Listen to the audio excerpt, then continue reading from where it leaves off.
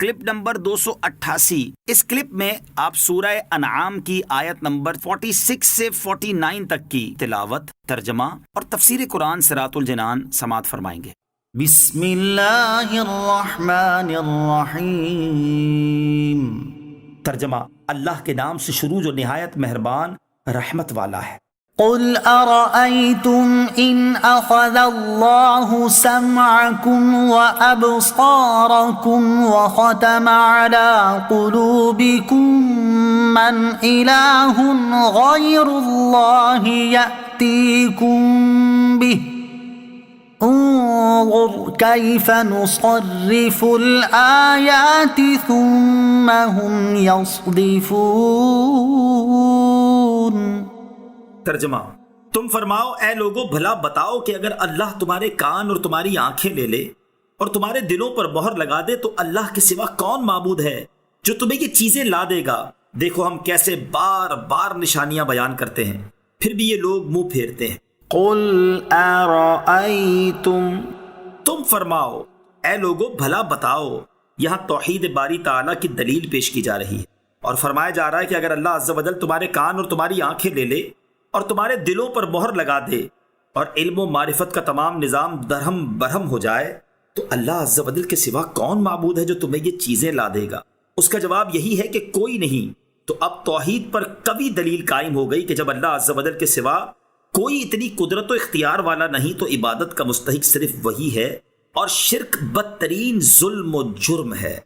انظر کیف نصرف الآیات، دیکھو ہم کیسے بار بار نشانیاں بیان کرتے ہیں۔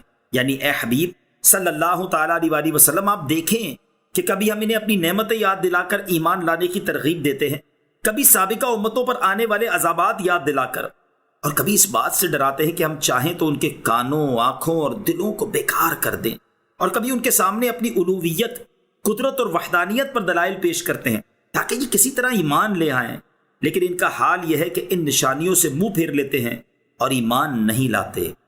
قل ارأيتكم ان اتاكم عذاب الله بغتة او جهرة هل يهلك الا القوم الظالمون۔ ترجمہ: تم فرماؤ بھلا بتاؤ کہ اگر تم پر اچانک یا کھلم کھلا اللہ کا عذاب آ جائے تو ظالموں کے سوا کون تباہ کیا جائے گا؟ قل ارأيتكم، تم فرماؤ بھلا بتاؤ۔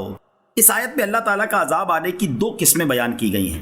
اچانک آنے والا عذاب، یہ وہ عذاب ہے جو پیشگی علامتوں کے بغیر آتا ہے اور اس کے ذریعے کفار کو تباہ و برباد کر دیا جاتا ہے۔ نمبر 2، کھلم کھلا آنے والا عذاب، یہ وہ عذاب ہے کہ جس کے آنے سے پہلے اس کی علامتیں نمودار ہوتی ہیں تاکہ لوگ اگر اس عذاب سے بچنا چاہیں تو اپنے کفر اور سرکشی سے توبہ کر کے بچ سکتے ہیں، اور اگر وہ توبہ نہ کریں تو انہیں عذاب میں مبتلا کر کے تباہ کر دیا جاتا ہے۔ وما نرسل المرسلین الا مبشرین ومنذرین فمن آمن واصلح فلا خوف علیہم ولا هم يحزنون والذین کذبوا بآیاتنا یمسهم العذاب بما كانوا یفسقون۔ ترجمہ: اور ہم رسولوں کو اسی حال میں بھیجتے ہیں کہ وہ خوشخبری دینے والے اور ڈر سنانے والے ہوتے ہیں، تو جو ایمان لائیں اور اپنی اصلاح کر لے تو ان پر نہ کچھ خوف ہے اور نہ وہ غمگین ہوں گے، اور جنہوں نے ہماری آیتوں کو جھٹلایا تو انہیں ان کی مسلسل نافرمانی کے سبب عذاب پہنچے گا۔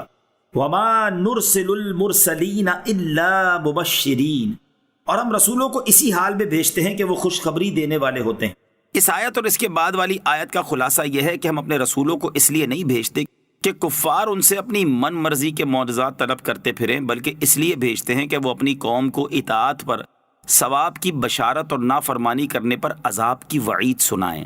تو جو اپنے کفر کو چھوڑ کر ان پر ایمان لے آیا اور اس نے اپنے اعمال کی اصلاح کر لی تو ان پر دنیاوی یا اخروی عذاب کا کوئی خوف ہے اور نہ وہ ثواب ضائع ہونے کے اندیشے سے غمگین ہوں گے۔ اور جنہوں نے ہماری ان آیتوں کو جھٹلایا جو ہمارے رسولوں نے ان کے سامنے بیان کی تو انہیں ان کی مسلسل نافرمانی کے سبب عذاب پہنچے گا۔